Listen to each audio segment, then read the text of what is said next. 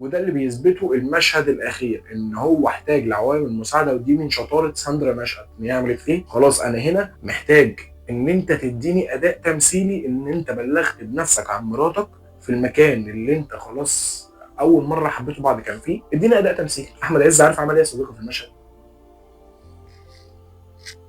بس ده اللي عمله. فساندرا نشأت راحت مشيله بنتهم او ابنهم مش متذكر بالظبط، مع الموسيقى التصويريه للعبقري ياسر عبد الرحمن.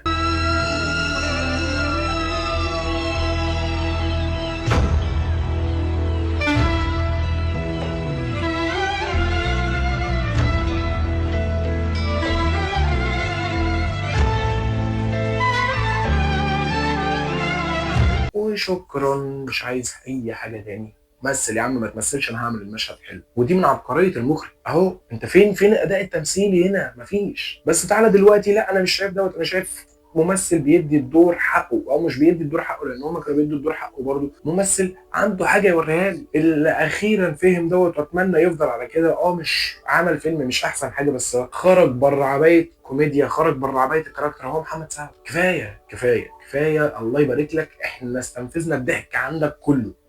انا بحب محمد سعد جدا، ولسه بضحك على افلام، وهفضل اضحك على الافيه اللي انا عارف ان هو هيتقال في الموقف ده، وبنزل لاصحابي في القهوه.